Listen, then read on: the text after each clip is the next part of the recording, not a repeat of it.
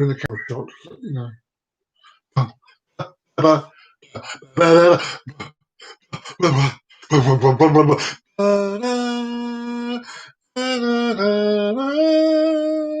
No, I'm not talking about the Magnificent Seven. I'm not. Welcome, Kachunga. Welcome. I am Trev, the Rev, and I ain't the Vicar. And with me is the Lady Roz. Hello. And half asleep in a coma is the fuzzy ginger toe-rag pussycat who's cat laid on me pussycat. so I can't move over. Welcome to the show. Welcome. And yes, as you can see, the title of the show, we are talking about Robin Hood, riding through the glen. Robin Hood, with his band of men. Well, something to the rich and something to the poor. Robin Hood. Did you know that Robin Hood had his brother was a member of the Dukes of Hazzard? He played the character Bow and Arrow.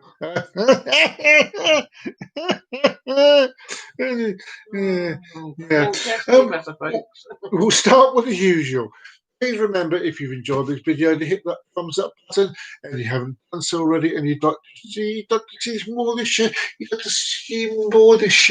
then hit the subscribe button, which is just down below. And when you want to know when the show is coming, when you want to know when the show is coming out, just hit the bell. Ring that bell. Let that bell go ding-a-ling-a-long. Ring bell. Like Quasimodo, ring that bell. Yeah, that face rings a bell. Yeah, the bell. So yes, welcome to the show. And we'll start with a joke. And not Boris Johnson. No, we'll start with a joke. We'll start with a joke. You see, it's about Paddy and Murphy. Murphy walked into Paddy's farmyard shed the other day and saw Paddy dancing naked in front of his Matty Ferguson. "What are you doing, Paddy?" said Murphy. "Well, Murphy," he said, "my love life with me and my missus isn't going very well," he says. "It's not going very well at all. So I went to my doctor. I went, Doctor, can you feel me burning? No, Doctor, my love life isn't very well between me and the missus. What can I do?" And my doctor turned around and said, are you ready? The doctor turned around and said, "Do something sexy to a tractor." Matty Ferguson, tractor, a tractor, to a tractor. The reason I'm not laughing is because I saw it. It's funny. It is funny. So yes. I hope your week has been well. I hope your week has been extremely well. I'm about to put my phone on silent. And that being said, my missus might put her phone on silent as My well. phone is already on silent. What? My phone is already on silent. Hey, she's well trained, isn't she? Hey, I'll get slapped later. Yes. Yes. Are we ready? Yes. Historians have long debated the issue of whether the character of Robin Hood was an architectural fictional figure. In other words, was he a fake character? Or was he an actual person with historical roots? Possibly inspired by contemporary characters, Michael Reuel has come up with an interesting new theory on the Robin Hood story, that he was indeed a real person. While we might be all familiar with the name Robin Hood, exactly how in touch we are with an actual historical figure is seldom made clear. Sherwood Outlaw, the hooded man.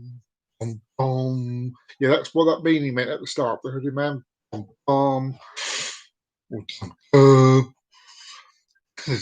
Is so famous that he has become a creature of popular culture, which includes numerous falsehoods that are tough to shake. To the shake, Would you take? What? Did you take him back? To the shade. She. Most of these are falsehoods, are familiar ones. Most notably, they include the positioning of Robin alongside King Richard and John and the recasting of his identity into a disinherited nobleman. Some storytellers insist on going as far as having him fight in the Holy Land. Others choose to align him with the Saxon resistance against the Normans. Neither of these tales have any historical merit. But why? Where have the storytellers taken their cues from? And what version of the tale should we be telling? Tracing the roots of Robin Hood's story shows us that none of these mistakes occurred by accident. Medieval storytellers tended to take their cues from something grounded, even they then fantasized and elaborated in telling. Sadly, however, the same was not true of medieval historians. Indeed, there were 16th century Scottish historians keen to understand the stories that have also become popular north of the border, who first sought to explain Robin Hood's identity within historical context. You can join that Robin Hood bit.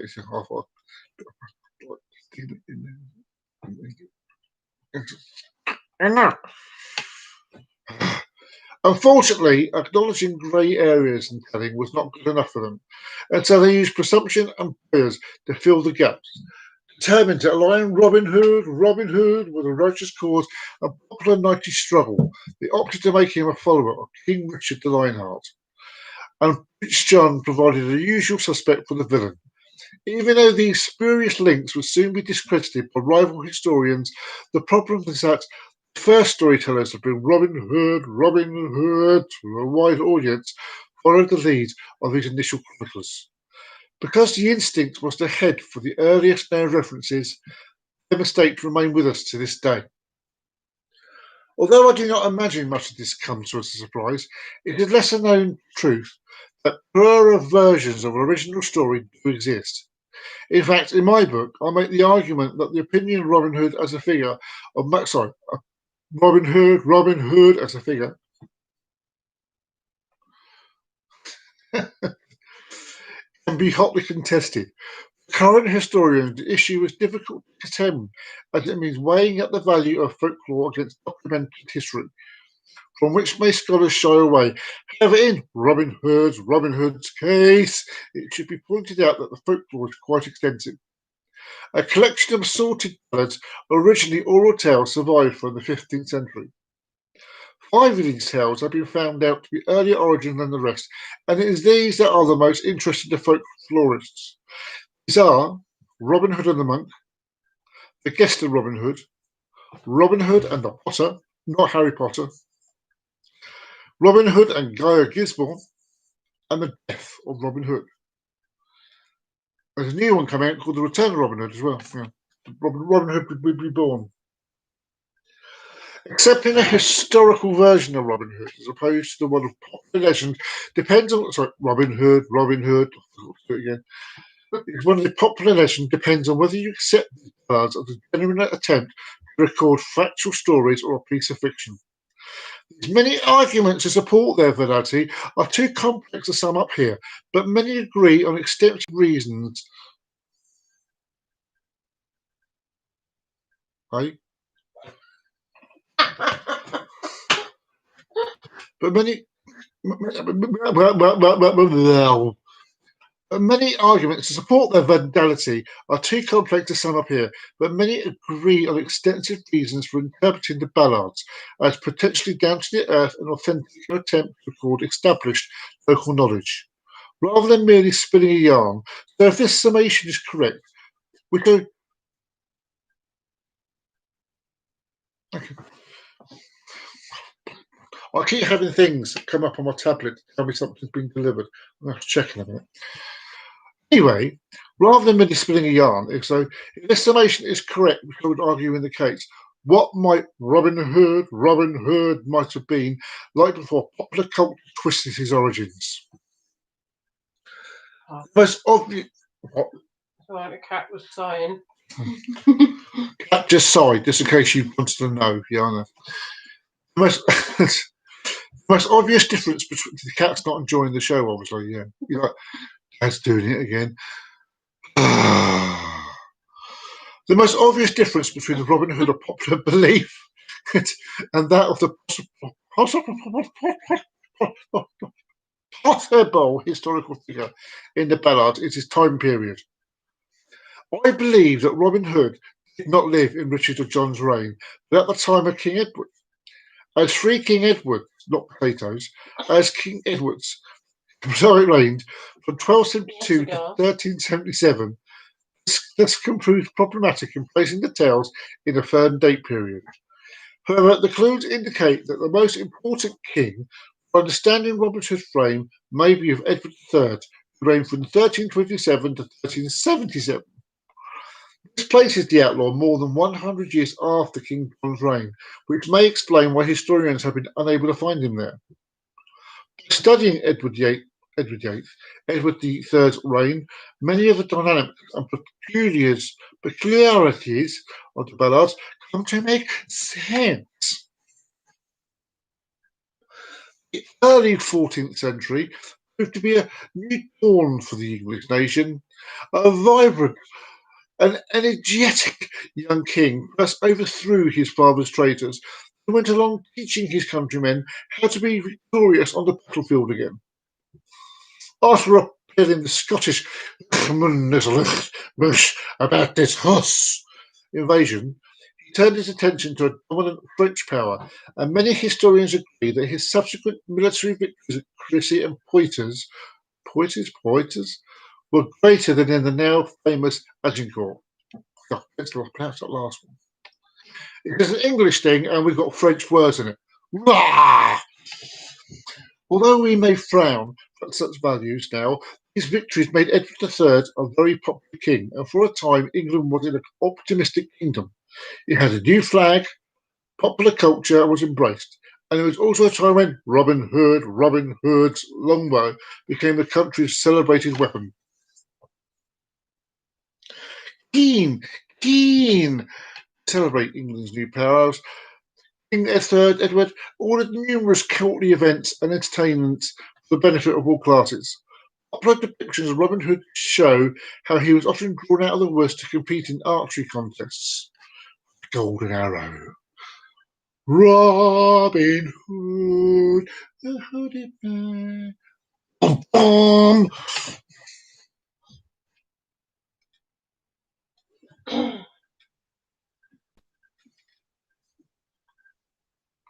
This is the sound of silence. The ballads tell that Robin Hood did not compete as a disinherited nobleman, but as a yeoman, a broad term that essentially indicates he was a man of no status. In addition, the ballads were also clear that he is a woodsman and so living outside of society, because he's the hooded man. This is a time when the forests of England were said to cover 2/3 of the land. Can you imagine that forest just covering the country? That'd be beautiful, wouldn't it? I like forests and woods, I do. Bluebells growing up from the ground. Ring that bluebell, ring the bluebell now. Ding-a-ling. That's good. That's good.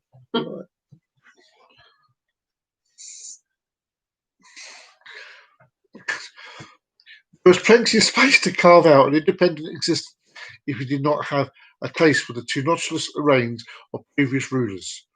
Indeed, medieval kings often overlooked lawless regions, as with the Welsh and Scottish borders. But the ballads say it was Greenwood that served as a lawless region for Robin and his men. For the most part, his location has never changed. The ballads tell that Sherwood and Burnsdale Forest across the Yorkshire border was where Robin's men were centralised. But they also suggested they had travelled far and wide. They note that not only were the men skilled archers and swordsmen, but also accomplished horse riders, in addition often missing from popular descriptions.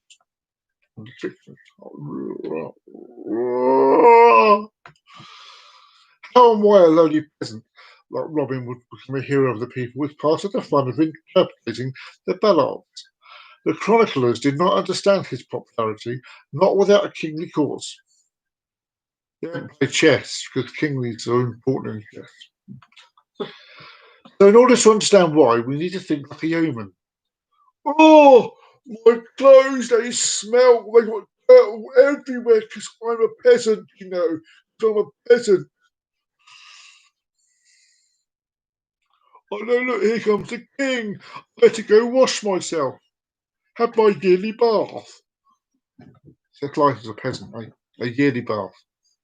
And now to swim in the local river.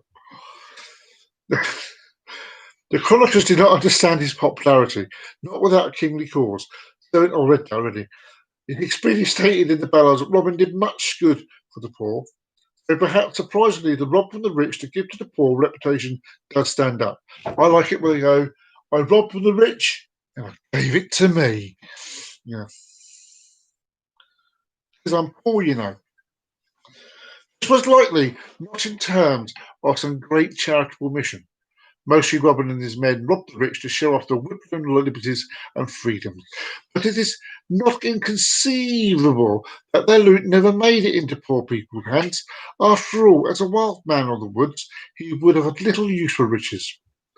Certainly, he was very generous with one destitute knight who was being blackmailed by the clergy. Was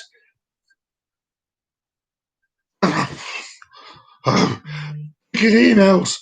Stop it! Stop it! While he also gives jewels to the sheriff's wife and flouts any concern for profit or financial security that the people of Nottingham have. But what motivated him to do all this, if not some great kingly cause? It appears that Robin's chief enemies were what can be described as figures of local authority. His beef was with the beef and pork and chicken and lamb with the Sheriff of Nottingham is well known. But those he loathed more were the clergy, the churchmen and monks fall foul of Robin's tricks, and this is why he was so popular. Because everyone hates churches. You know, he's up against the churches. He's doing it brilliantly with the beef, the chicken, the pork, and the lamb. Because there were such men who had direct influence over the lives of ordinary people. By considering clerical abuses ongoing in closer proximity, it became easier to understand why the yeomen found a peace in their hearts for a mischief woodsman. Other key elements of Robin Hood, oh my god, no! Oh!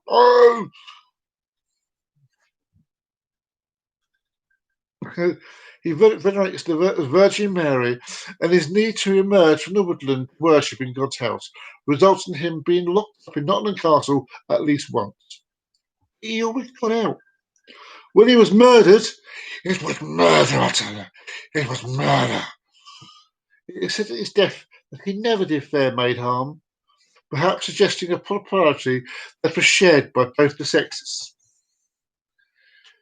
The attempt to malign Robin Hood was the hero of the original ballads, and away from one of the popular culture is not a new pursuit. Antiquarians, that sounds like a star sign, doesn't it? Antiquarians, anti-Scorpion and anti-Pisces. Yes. And Uncle Pisces and yeah. Like Bedford had argued, the veracity of the ballads and of Robin's status as a historical figure since the 18th century. Popular culture is a tough beast to tame, but that doesn't mean there was nothing more authentic to discover if you feel the urge to go looking. So there is our hero. Very familiar after all. Everyone knows Robin Hood, and Robin Hood. Robin Hood. Yes. Robin Hood of the Ballads was less noble and more brutal than we tend to depict. Not inhumane, not merely a common thief. He was a hero of the people and deserved to be remembered as such. So there you go. That's Robin Hood. And we didn't even mention Merry Men itself. How could you not have Robin Hood? Yeah, hee-haw, hoo-ha, hee-hoo, Robin Hood, without mentioning his merry men, such as Maid Marian. Merry men, Maid Marian. You spot the problem there. Friar Tuck. Little John, who wasn't little. Will Scarlet, who was all red. And then Adele, Much the Miller's son.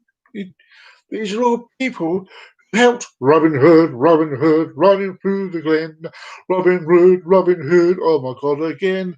La la la la, la la la la, Robin Hood. Robin Hood. So there you go. There you go. That's the subject of today, Cohen. And I know it's only 20 minutes long today, not an hour. As you know, sometimes it's short. Last week it was 40 minutes. So you go, yes.